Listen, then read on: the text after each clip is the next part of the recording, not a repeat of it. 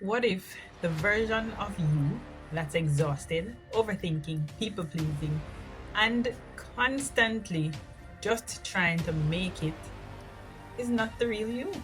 What if that version was built for survival? And what if thriving isn't about becoming someone new, but finally becoming who you were before survival taught you to fear? Welcome back to the channel where truth is spoken, awareness is honored, and reprogramming is the mission. Welcome to Family Focused, the Healing the Roots movement. Let's take a journey from survival mode to living and thriving. For most people, survival mode feels normal, not because it's healthy, but because it's familiar. Survival mode is what happens when your nervous system adapts to instability, fear, neglect, rejection, chaos, or inconsistency. It is definitely not your personality, it is your programming. And that distinction changes everything. Because if survival mode was programmed, it can most definitely be reprogrammed. Let's look at what survival mode actually looks like. Survival mode is not just struggling financially, it's deeper than money. As a matter of fact, financial struggle is a symptom of living in survival mode, of being in survival mode. Constant anxiety, overthinking, fear of success, people pleasing, hyper independence, difficulty resting, difficulty trusting, difficulty emotional suppression, living reactively instead of intentional. It's when your system is focused on protection instead of expansion.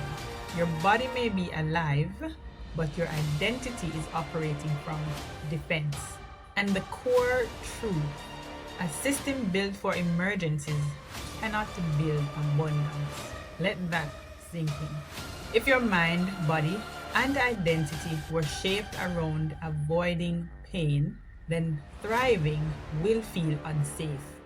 Because thriving requires peace, stability, vision, rest, boundaries, and capacity.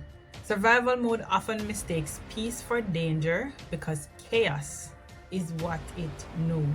Let's take a look at the survival to thriving framework. This is not motivation, this is transformation. So phase one of this framework would be identifying the programming. You cannot change what you cannot see. This is where you begin asking, why do I overwork? Why do I settle? Why do I fear disappointing others? Why do I stay in unsafe environments? Why does peace feel uncomfortable?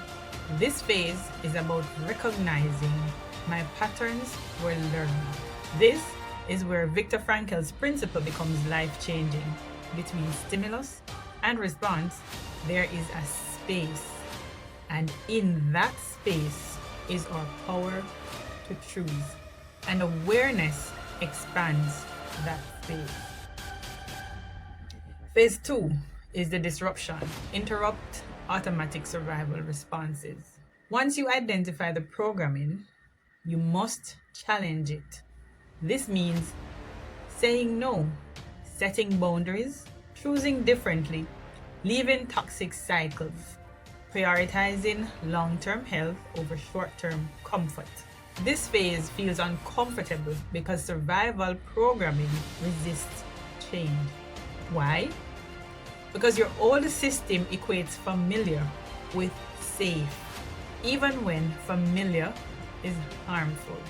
And phase three of the framework, identity rebuild, choose who you become. This is where transformation truly begins. You stop asking, how do I survive this?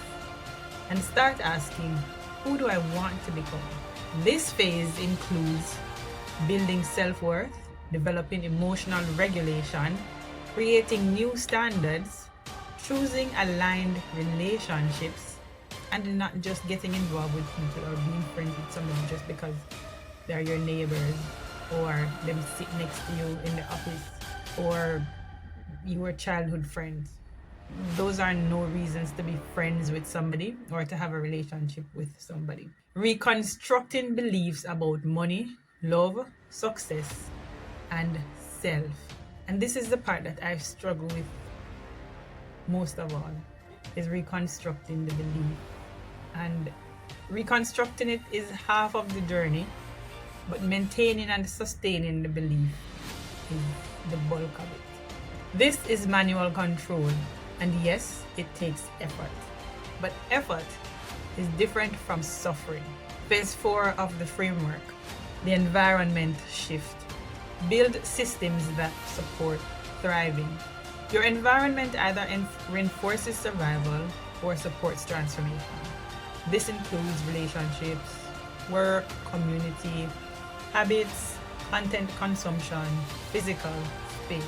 If your environment constantly triggers old programming, growth becomes significantly harder.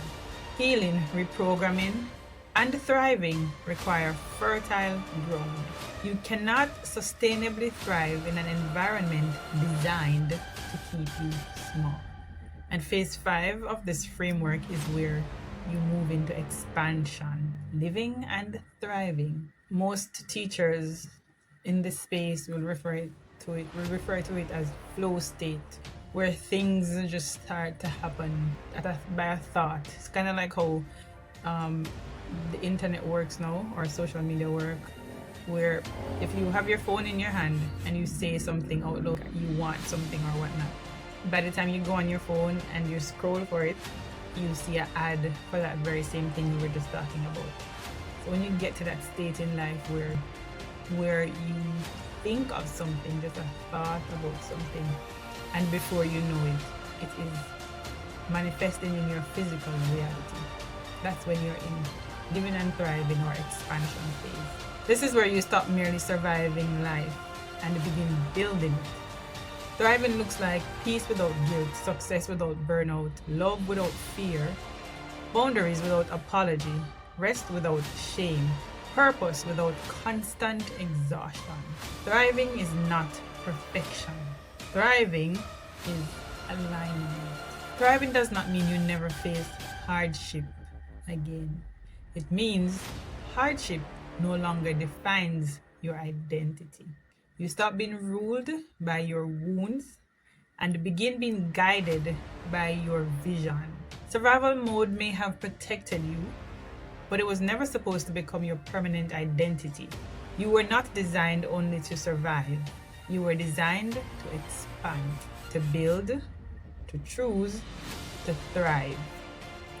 And the moment you understand that, your life begins to change. If this message hit home, it's not because you're broken. It's because you are waking up.